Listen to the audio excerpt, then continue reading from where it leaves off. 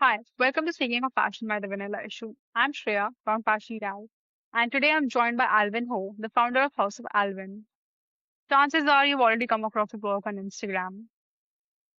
In this conversation, we talk about Couture Week Fall 2026, fantasy in fashion and how it's missing, how we built House of Alvin from the ground up, and the struggles that came with it. We get into what it's like being a person of color in the fashion industry, gatekeeping and elitism, and building a community, and so much more. I hope you enjoy this conversation. Please do not forget to like, share, and subscribe if you want to see more of us. And I hope you like it. Thank you. Hello. Yes, amazing. Okay. So, okay. So, Alvin, I have read a lot about you. And even before reading, you were all over my Instagram anyway because of your Yay. fantastical work. I did. So, as soon as I read your, like, Calvin sent me your profile, I was like, oh, I've seen this page like a million times before because you keep popping up everywhere. And I was like really happy.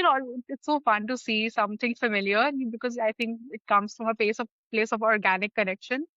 Yeah. So, there's so much to ask you, but I think the first most interesting thing that I read about you was you started your work when you were 11. Like that's when you presented your first collection.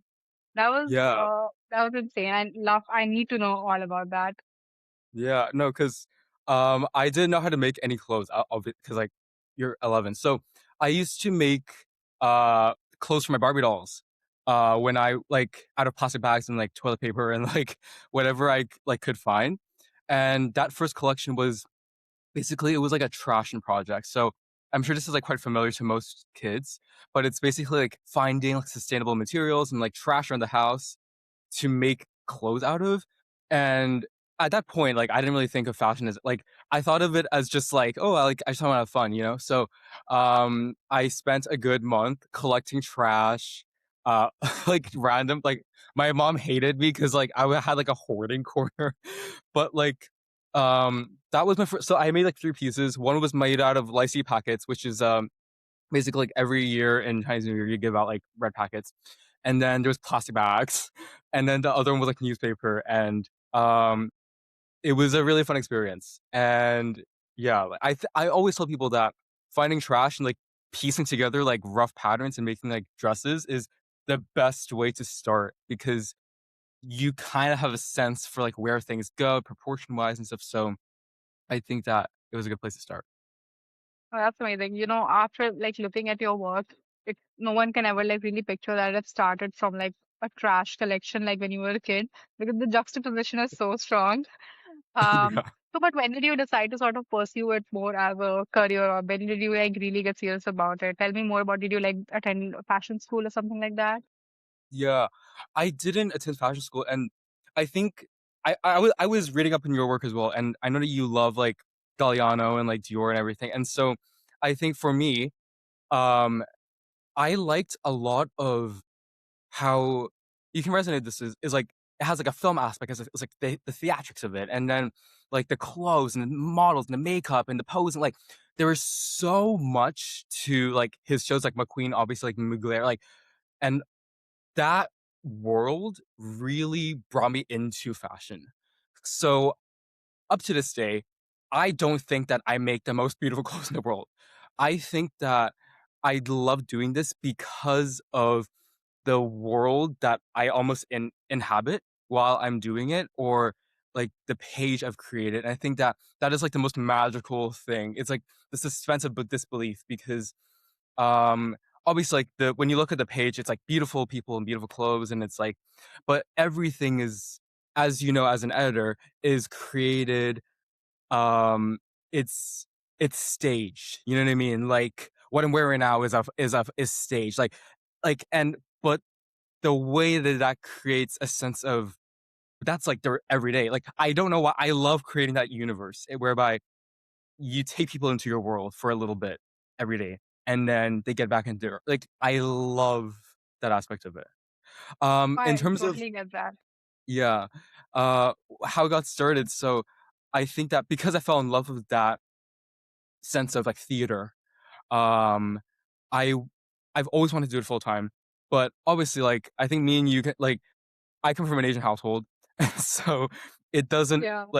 like there are a lot. more considerations. And also I do want to talk about those later on because I am like someone in fashion. But I studied business management and entrepreneurship for my bachelor's and also my master's degree. And so I've never been like formally trained. So the only really sense of training that I've done is I've done like copious amounts of unpaid internships, and just like sewing and like I think since like it's been like 9 years of me like sewing for real.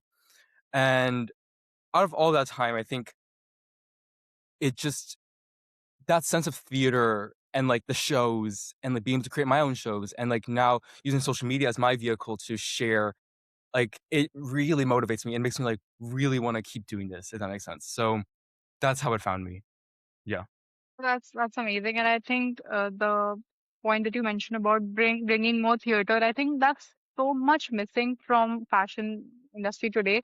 Like we barely have any brands who are sort of world building. I think world building in general is missing, and we're missing that fantastical element from collections and brands altogether. Because a lot of these brands were built on these sort of heritage fantasy, and I think they're just completely discarding that for God knows what and Yeah. selling hoodies or whatever. But I think, yeah, so I think I love it. So, talking about, so you want to portray like a world of theater and fantasy and sort of a world that you can step into. And that's quite a feeling that, one would get from your page because, when you see those gowns, when you see those dresses, makes you want to like go to some French castle and run around. So how do Yes. you, that's exactly, I was like, oh my God, if I was in a music video, this is probably what I would want to wear. Or if I was like getting married somewhere in Italy.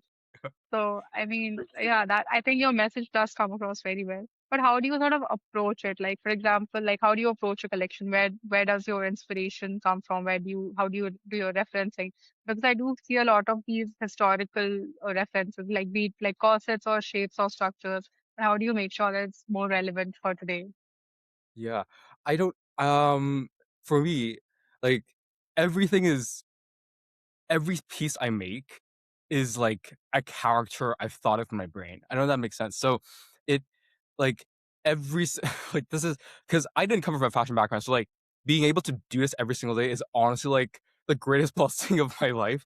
And so um I take it very seriously. So every single piece is like there's a story behind it. And so I think of that story from like music or just like remembering like something I've seen before or like it's a feeling I have. You're like, oh, like if I'm in the like I'm feeling this way, like what would this feeling be wearing right now?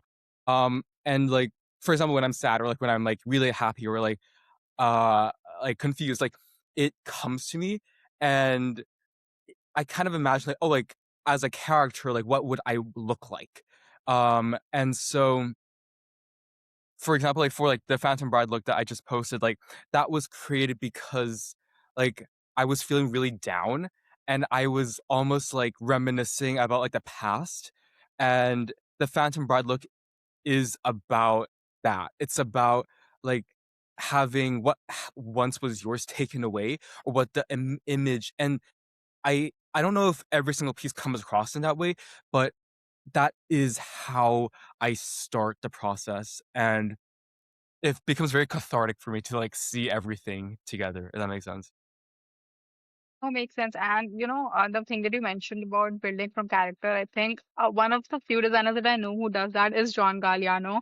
I Yeah. read a couple of interviews about that, and he was like, So whenever he no, puts out a look, yeah. it's like No, he he's followed you and picturing like a everything. character. Yeah, it Oh was my so God, that was cool.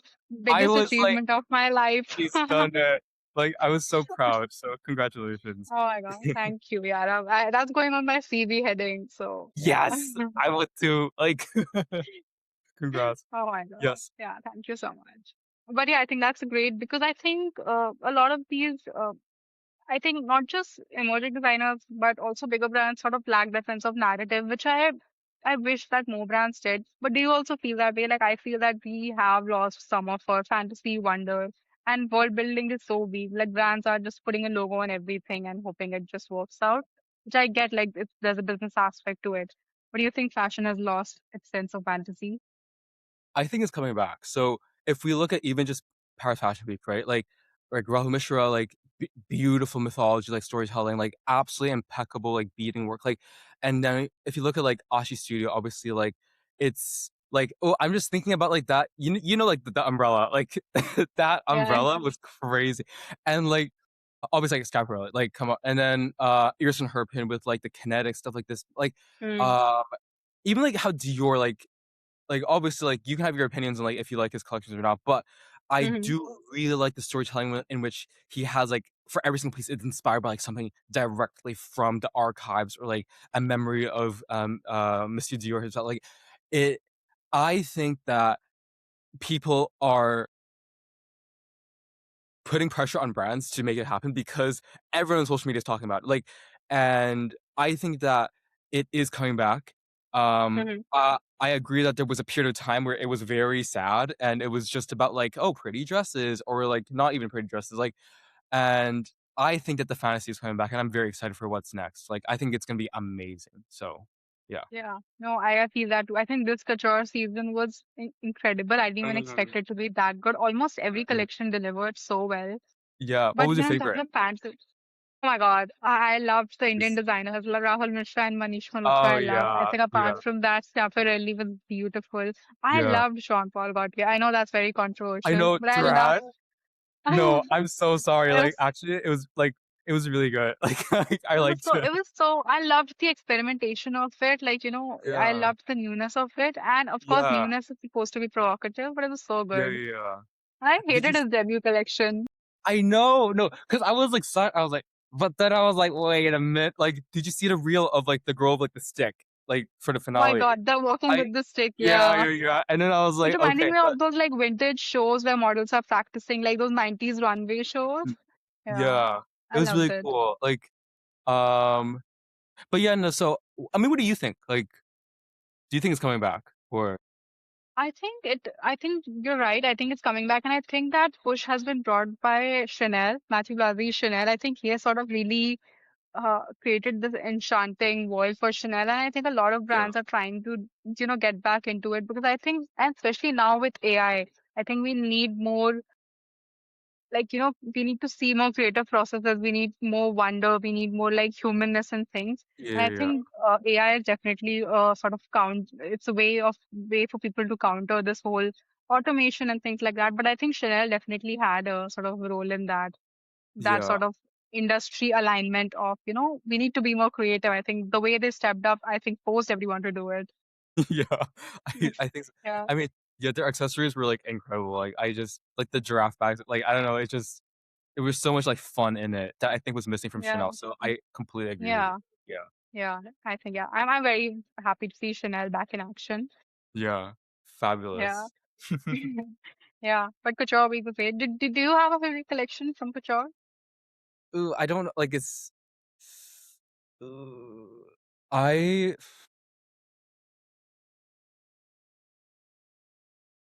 I think I had to say I know Robert. it's a very No, difficult question.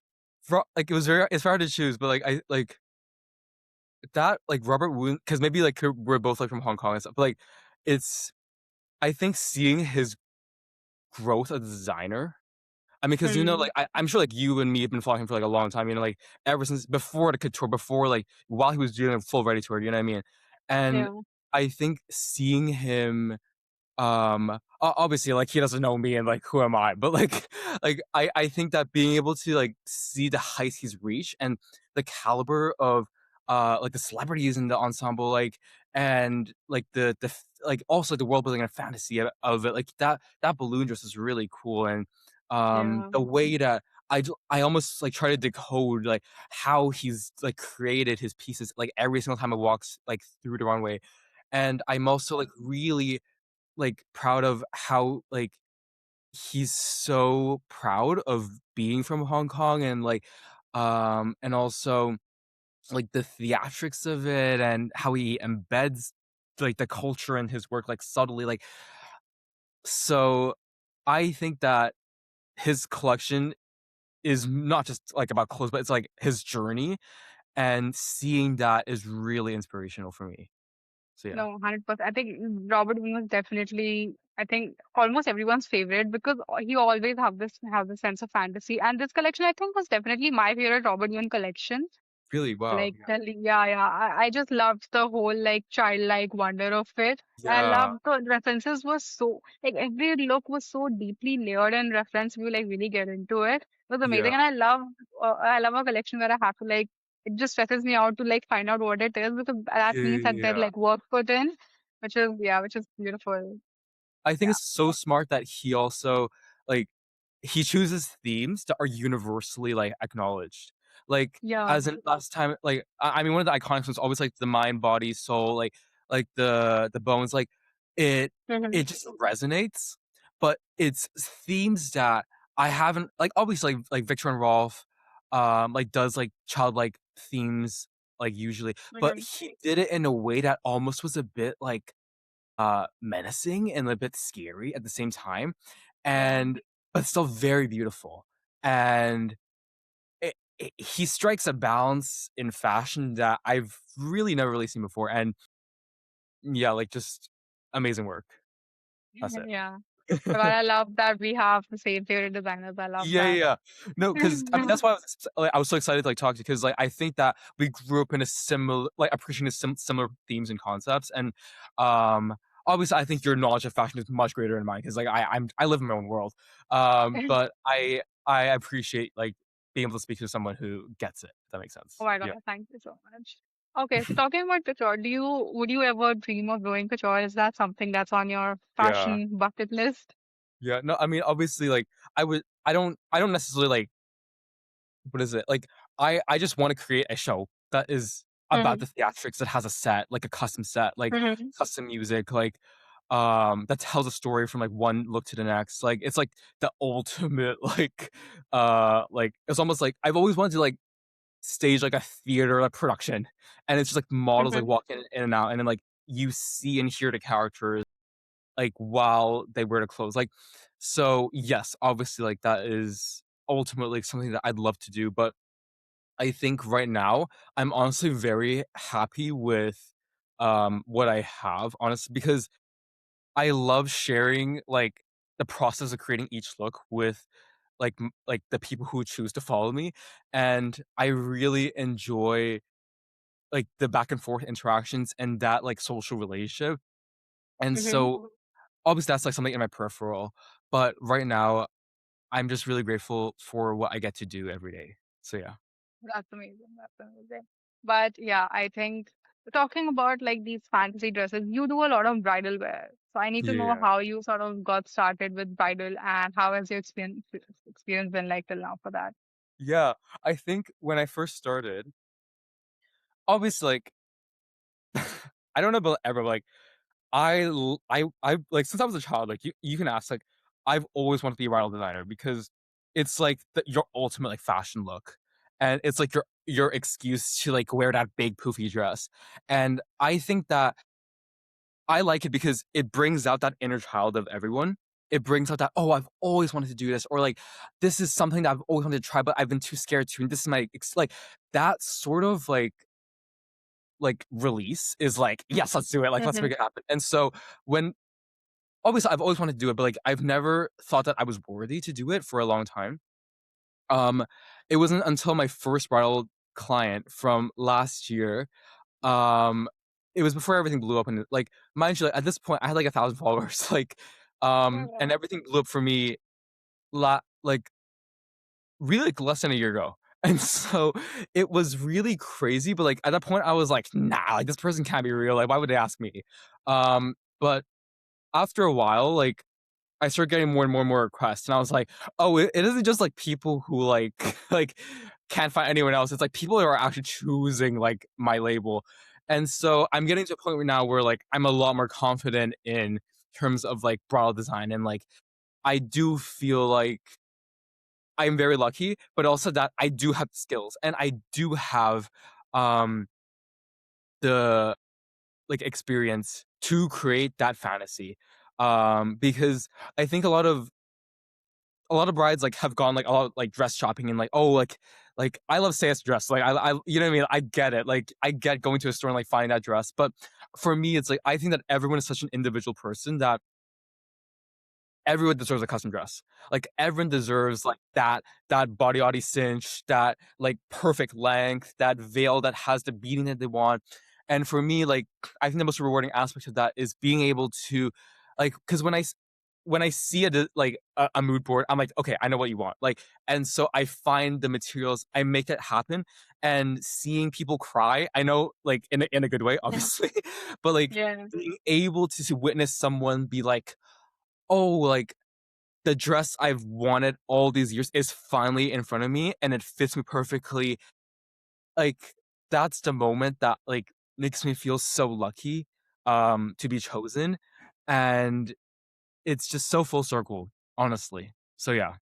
I think it's the biggest honor for every designer to design a wedding dress. I think, Yeah. like, because if I'm thinking about if I had to pick a designer, I would be the most pickiest person on the planet. I would like Mhm. have to like either go with my heart or just like, I don't know. It's such a, Yeah, I don't yeah. even think about, yeah, it's a pretty big deal. So I allow that to have had a beautiful journey with that.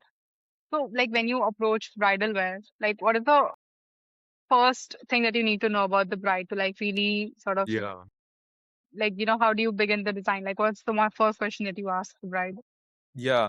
Uh it's their story. Like I want to know about like everything they'd love to share. So in terms of like what their like childhood favorite movie was, like how they met like their partner obviously, but like also like their interests, their likes, their dislikes. Like I think um I there was this one bride who came to me about basically this is like their like second marriage, and like she didn't really think about like her um original dress that much because it was a very quick thing. And this time was like her opportunity in which um it was her chance to get that dream dress that she wanted finally, because she Yeah. didn't think it seemed like she didn't think that she deserved it before. And to hear that and for someone to come to me, it meant a lot.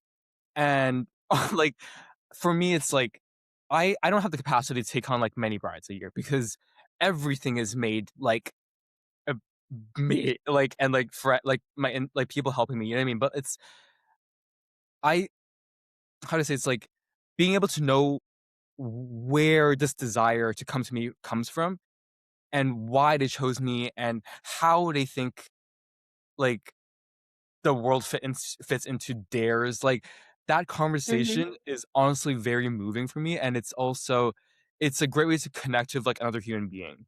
And even with like my current brides, like we're on WhatsApp or like we're like, oh, like what flowers should it like, you know what I mean? So it's a very intimate relationship with every single bride, and I think it starts from, do I get along with this person? Does this person like me as a person? And that's how it starts. So, and I think that that's like the best part of it, honestly. Yeah. That's amazing.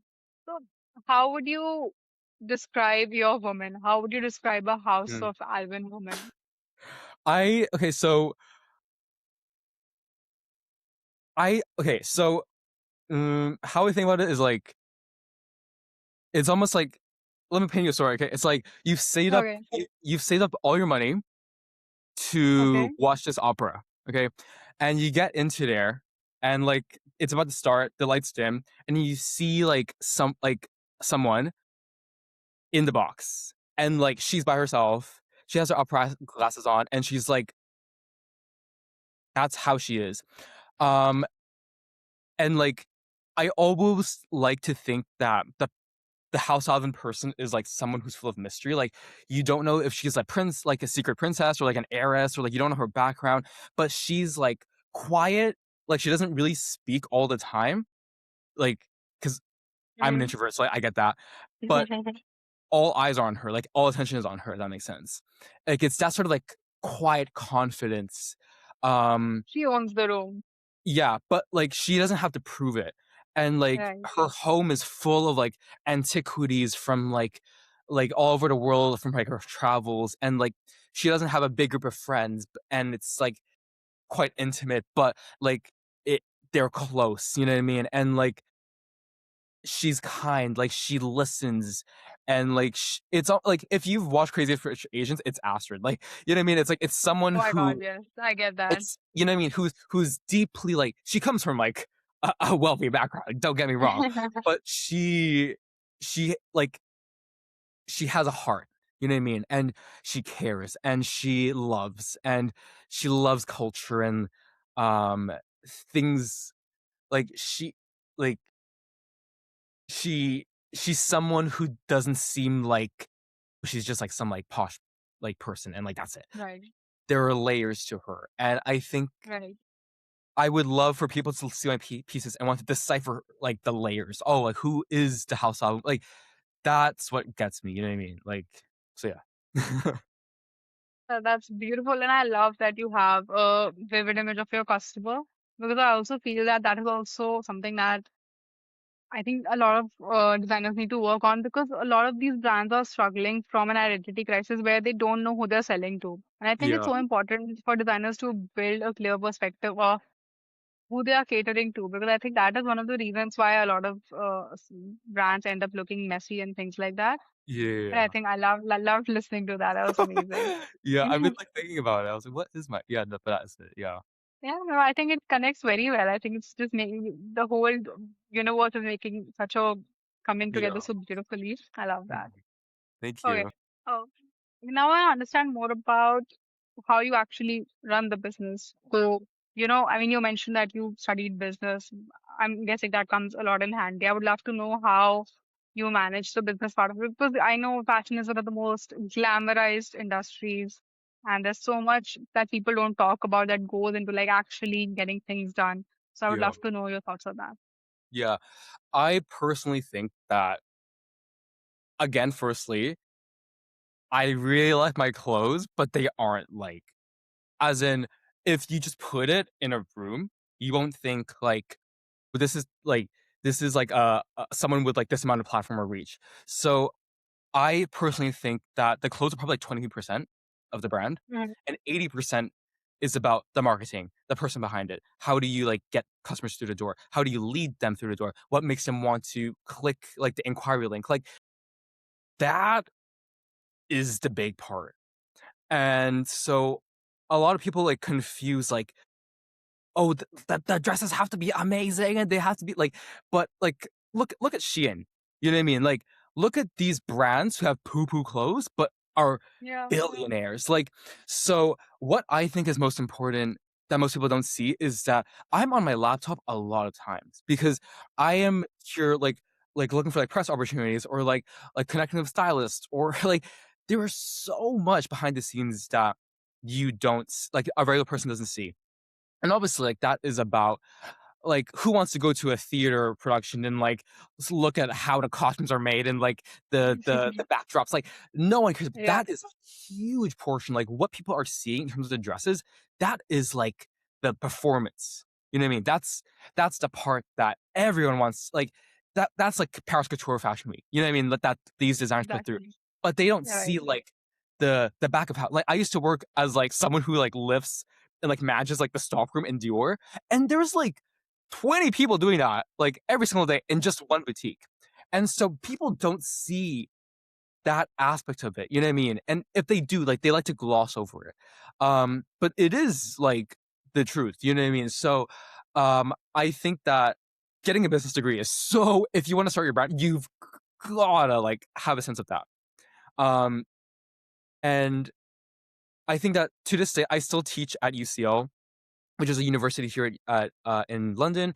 And being able to be immersed in that environment where everyone is like open and like entrepreneurial, I think that's what really resonates with me as well because I'm naturally an introvert. Like I don't like talking to people. And so Mhm. that gets me out of it and makes me like well, like I can't just like be making clothes every day. I actually have to like get out there and meet people and like have fun and like connect, you know. So I think that's my biggest takeaway, honestly, for any designer.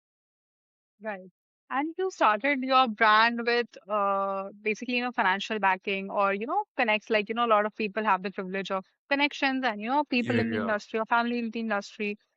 So how has that journey been for you? How did you navigate that? And God, do you wish that it was different? Yeah, Did you wish that you had like a godfather in the industry? yeah. Yes. But No, I no, get that. I do too. Yeah. Oh, I would love to be that baby. Let me like, because it's. I mean, honestly, like I think that my journey has been a lot easier than most because of social media, honestly, and maybe like obviously I don't know about the intricacies of your how you like created Eras, like, but I think that I've been so lucky to be able to use because Instagram is free, like posting is free.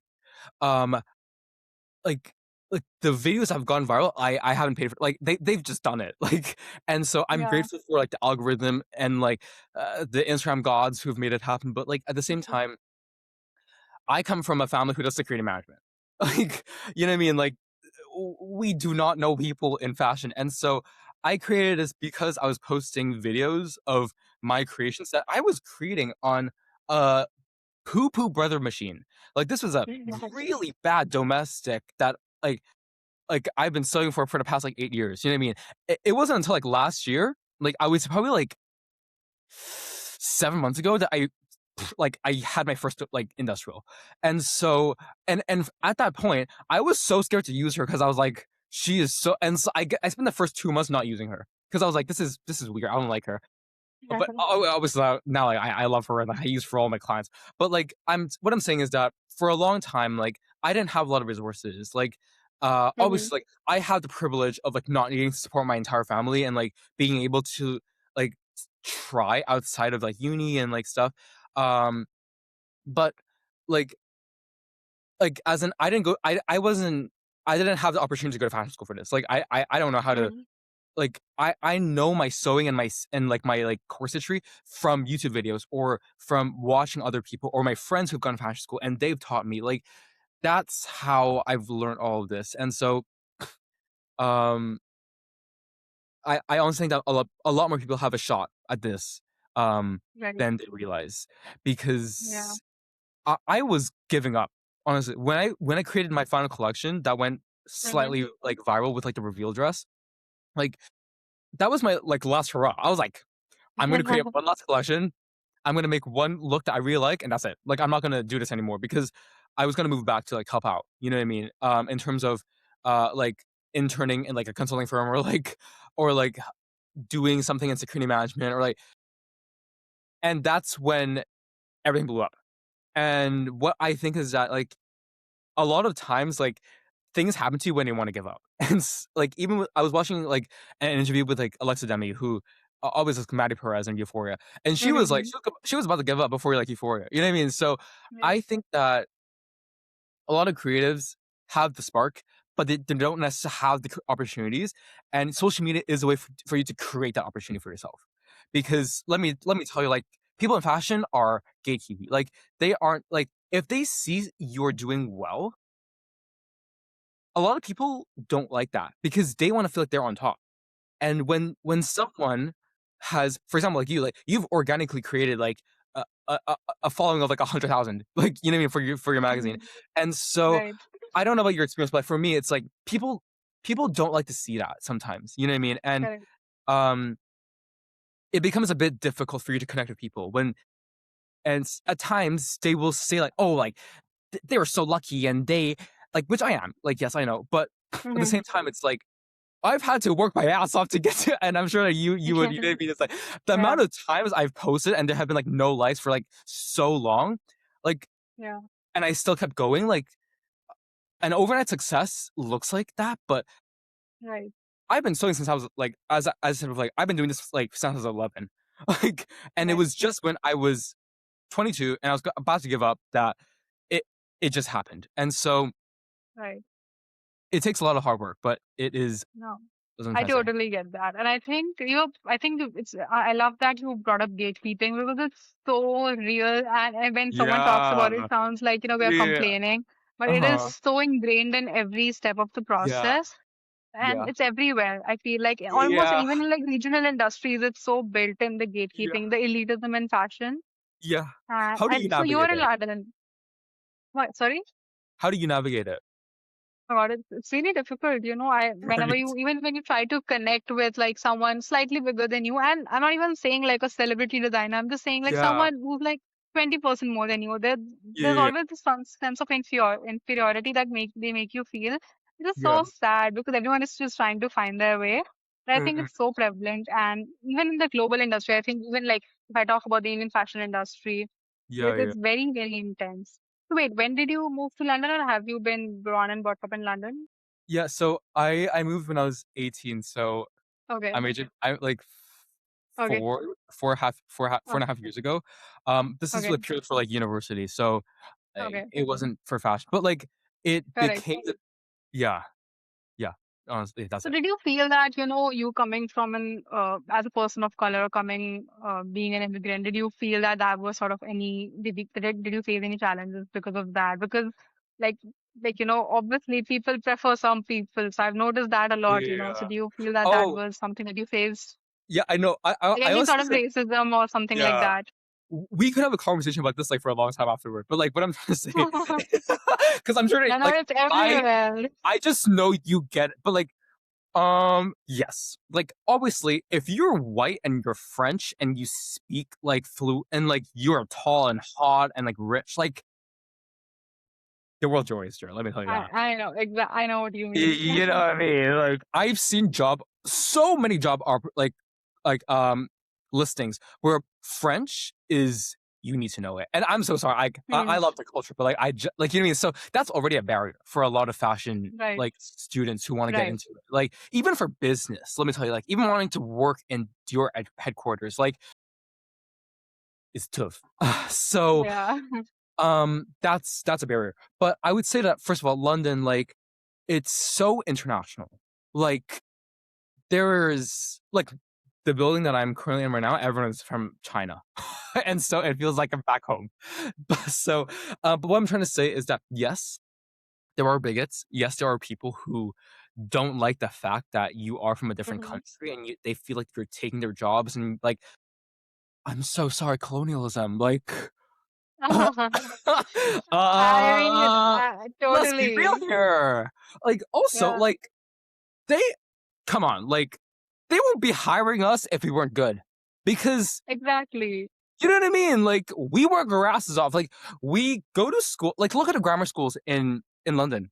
Like the minority is white British people because it just so happens that people from, for example, South Asia or like East Asia are the ones who are really pressuring their children, which is also a detriment, but is they're really Hmm. pressuring them to be really good at their grades and stuff. You know what I mean? And that's kind of why like Yeah. peeps like we're getting into I these know univer we just have to work harder to get at the same level that they're Mm, already at, and I think that yeah. privilege goes always acknowledged, and then Yeah, we are punished for doing well. eggs.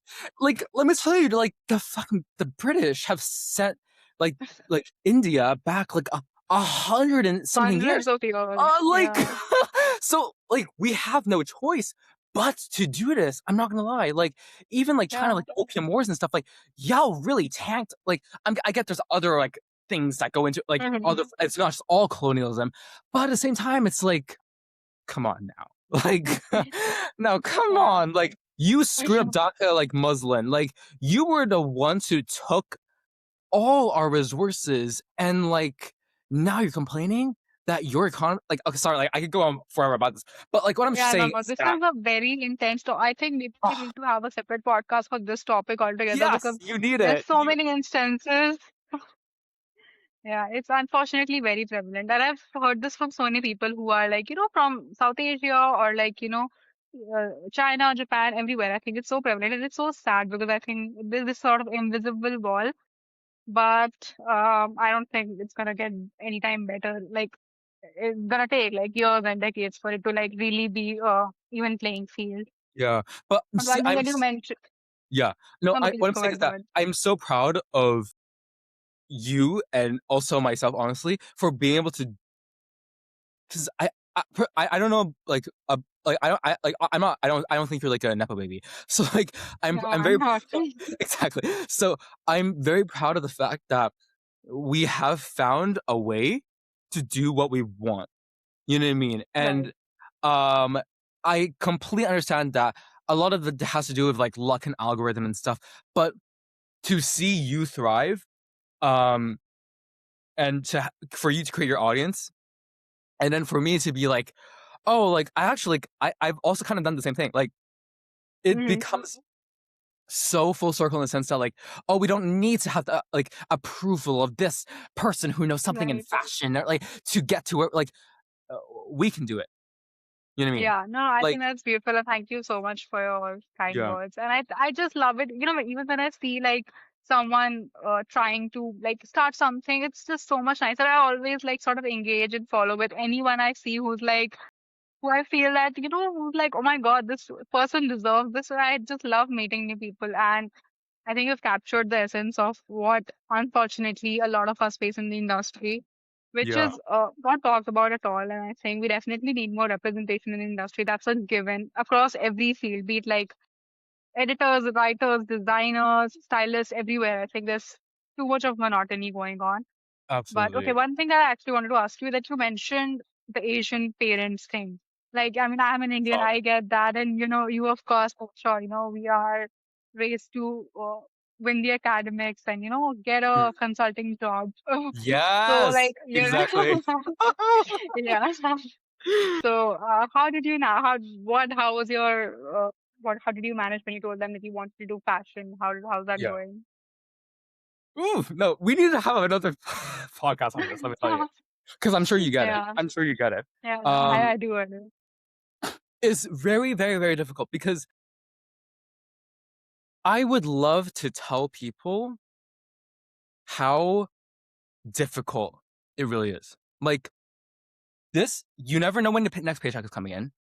Burnout is real and it's rewarded in this industry because you're constantly needing to create. Like I need to create content, I need to make clothes, I need to like talk to clients, I need to like it's never ending. Like you honestly could never sleep if you really wanted to, you know, because you know what I mean? Like you've got to stay, and especially you, like you got to stay up on all the trends, and like you got to watch every single show. You got to know about the story behind every single show. The designers, like you got to network. Like so, editors are a different thing, but like as in for fashion design, like the fact that because I think that right now there is a trend of historical clothing and like want like corsetry and stuff, but who's to say how long this is going to last for? Who how long is my career going to last for? I don't know. I have no idea. And so it is the truth that it is very, very, very hard to know, right? And this is coming from someone who people come to me like, oh, I wish I could be like you and I wish I could have the audience like you. But at the same time, it's like, I never know when my next paycheck is coming in. You know what I mean? Like, I never, Right. like, and that uncertainty is scary. And I think that that's why a lot of Asian parents are coming to us and are like, you need to be careful because you don't know when next paycheck's coming. Like this is a high risk, high reward industry, right? And that Mm, is the truth. It is the truth. And also, being a designer is not just making clothes, right? Again, it's about being a business leader. It's about someone right.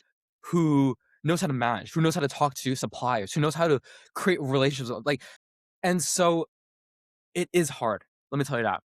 I've had past 2 months for me have been one of the craziest 2 months of my life. And it's not because of the clothes. It's about me navigating myself as a business leader, as someone who knows how to manage a group of people. And it is hard because this is something that I love so much. And so I want to give it all I've got. And like, you know, but it becomes hard to decipher me as a person and me as a designer and founder. Right. And because of the fact that I'm sure you love clothes, I love clothes, I love fashion. It has almost become a personality trait. It has become intrinsically tied to who I am as a person. And it's almost like every single time someone hates my clothes online, every single time I see a negative comment about my clothes, it because something about me as a human being. And so it's hard. But it is possible, is what I'm trying to say. So what I'm trying to say is that if you really want to be in this industry, if you cannot stop thinking about fashion, do it. But I am honestly grateful. I've never said this out loud, and my parents will be like, "Oh, I told you so." But like, I'm really glad that I did a business degree because I see the world further than what I think that I would have if I just did a fashion degree. And Oh. from what I've heard from people who've done fashion, the lecturers can be quite difficult. Hmm. Sometimes you can't even create like I've had some of my friends tell me, "Oh, I couldn't even create corsets. I couldn't even create." like fitted clothes in my uni. And so what I'm trying to say is that if your parents aren't allowing you to go to fashion school, and if you don't have the opportunity to do that, it doesn't mean that's over. I thought that it was over. Mhm. I thought that because I couldn't go to like fashion that like, oh, then my life is about business. No, like it's you can create it on like this is why like one of my reels is like just do both. Like just like I sacrificed not being able to go out with friends. Like I probably made a lot less friends than I could have. And also to this day, like do I have the biggest social circle? No. Because I live in my own world. Like I'm out here, but that's the sacrifice I chose to make. Because I love fashion too much. Like I want to sew every single day for the rest of my life. Like you know what I mean? And that's just the sacrifice that I've made. But if you really want it, you can, but you need to take hold of social media and you need to be personable and find a way to make people resonate with you as a person. And it's hard. Like and it's not easy, but it is possible. And when it comes to Asian parents and like the stereotype, even like I don't know, obviously that's the stereotype of Asian. Like I'm sure there's like people from Mhm. America or like you know what I mean who also like have who are going through Exactly. that. Yeah. What Hmm. I think is that you need to tell them the accomplishments, right? So they're human as well. You need to be able to make them feel okay, like this is the amount of money that I'm getting from my dress Hmm. clients, right? I can sustain myself for a little bit. Um, and you need to reassure them, is what I'm trying to say. Because they are human as Right. well. And they come from a place of extreme trauma, right? Right. Um, like 100%. for example, like my grandpa there was no food. Like there was no food on the table. Like they like they had to eat like grass. Okay, you know what I mean? Like they had to walk honestly, they had to walk 2 hours to school. You know how I like know. all the Asian I know. parents are. I know. And I think India and It's China are real. so closely related to that because Yeah. I think our parents and grandparents have been through so much because of Yes. like a million factors. And I think Yeah. that is why it's also their like it's the it's in a way that's their concern and their sort of Yes. understanding of how the world works. But I think now since the world has changed, we need to guide their hand and navigate them Yeah. that yeah. Because Oh my social media God. wasn't One a thing that you thing. mentioned is Yeah. yeah, please continue. No, no, no. Go ahead. Go ahead. I was just saying that one thing that you mentioned is the importance of a business degree. I've done a business degree myself, and I always Yay. recommend it Okay. to everyone. And I'm just like, I wish I could have done something else. Like, of course, I have those ideas that oh maybe this could have been fun, but the real life value of a good business degree is undermined so much, especially in fashion. Like if you're working as in a startup or a firm, it's fine. But in fashion also it's so important the way it shapes you because I think you can pick up a lot of things now with social media uh in a lot of places. But I think business school teaches you so much resilience and just so much it Exactly. yeah. Mm. I love that you said Is that and I think yeah. yeah. Because honestly, like I'm still learning so much about business every single day. You know what I mean? So like I was like the uni can't teach you everything, and I did 4 years of it. You know what I mean? But it's what you said, the resilience aspect of it. It is the fact that you need to stay up every single night writing that essay about that topic that you don't care about, right? That is boring. You need to make those financial Yeah, statements and make it so like the yeah, balance sheet balances with the cash flow exactly. and the and the financial forecast and the income statement, and you need to write an essay on the financial projections and why you like justify all of them. Like Right. that part of it, Yeah. that It's what running a mentality. business is. Exactly. Like a- and like we said, it is so over like you need a like come on now, like get a business degree, like get it. Yeah. Cause I think Yeah. that if you have the taste in terms of you know what you like and you and like you have like some skills, you don't need to Hmm. have you don't need to know all about haute couture to make beautiful pieces. Exactly. And a lot of people come to me like, oh, like I don't know enough about this. Like, I was stapling plastic bags together when I first started. You know what I mean, like let's not be out here like trying to be like, you know what I mean, like, Yeah. and so everyone starts somewhere, and I think that I would love to know from you actually like how like where are limiting the beliefs that you had like when you first started, like as in because a lot of people like to oh like you could never get where you want to be and you like you're just a dreamer and like you like that those limiting beliefs. I would love to know how you overcame that as well, and you Oh my and like God. the Yeah. reactions of people who Now look at you and see what you're doing Yeah. with Vanilla Issue with your own like platform. Like, tell me about that. Oh my God. So I think I started this when I was in college.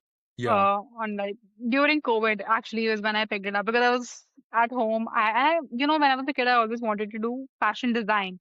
But yeah, to be honest, I sort of grew out of it. I just didn't see myself doing that, and I ended up doing a business degree. And it's not like I had any family pressure to do business or all. I just wanted yeah. to do it. I was very happy to do it. But I sort of rediscovered my love for fashion when I was in college, and then lockdown and pandemic happened. So I like really got into it. And to be honest, almost everything that I know today about fashion, about luxury is what I learned in that 1 year period, just No scrolling through way. Tumblr. Literally, I was like so deep. I was like reading every article that existed. I was like scouring Vogue runway.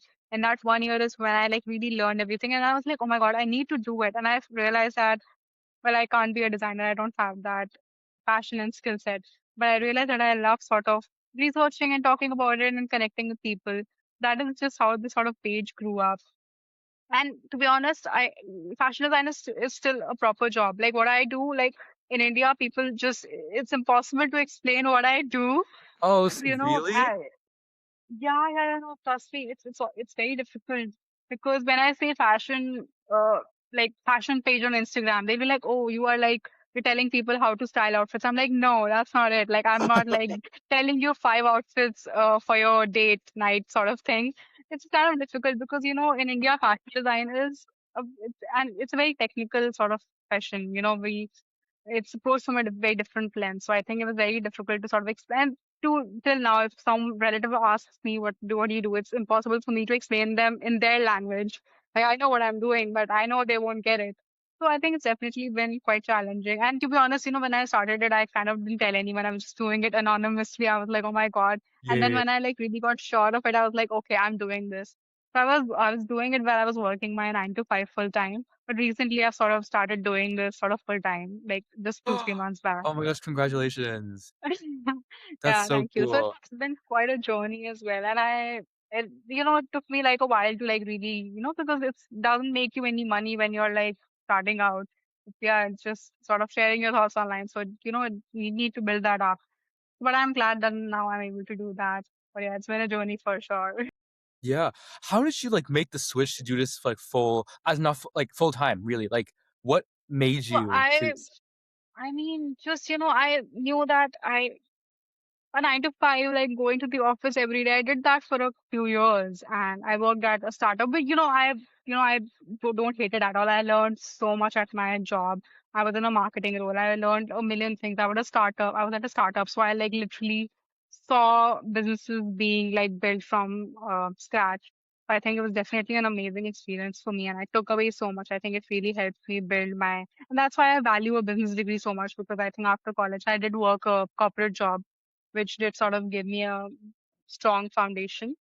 And in terms of how to actually execute something, how to actually get something done and, have that sort of confidence that even if, it's okay, you can figure it out. I think that's why I'm a little bit more inclined to like, a degree and like, I think experience always helps. But now I think this year I was like, I think it's time for me to like really focus on this and see how I can figure it out because it's very difficult to do it with a full-time job. You get like 2 3 hours a day maximum, and I was working at a startup which is so demanding. So I was like, okay, that I was like, I need to make more time for myself now. Well, congratulations. Like Thank you. that I'm so glad you get to do what you like love and like it doesn't matter what other people are thinking about you because you are sure of yourself and you get to do this Yeah. like every day. So, great job. Oh my God, thank you so much. But I think, oh my God, that was an amazing conversation. I think I learned so much about you. Oh, me too. Don't tell this to anyone, but this is definitely my favorite interview. Yay, we did it. Yeah. Oh my God. So, oh my God. So, okay. So, Alvin, thank you so Yes. much. Thank you so much for your time. Thank I you. I loved speaking to you, and we need to do this once more. I need to get into so many more political details. Oh my god. With I think we have a lot to talk about, but we'll figure it out when to do it. Yeah. But it was amazing speaking to you, and thank you so much for your time. I loved it. I hope you had a nice time. Thank you. It was so nice meeting you as well, and thank you so much for inviting me on and being so like Yeah. accommodating. So thank you. No, of course, of course. Thank you so much for watching. If you enjoyed this conversation, please do not forget to like, share, and subscribe. I'll see you in the next episode of Speaking of Fashion. Bye.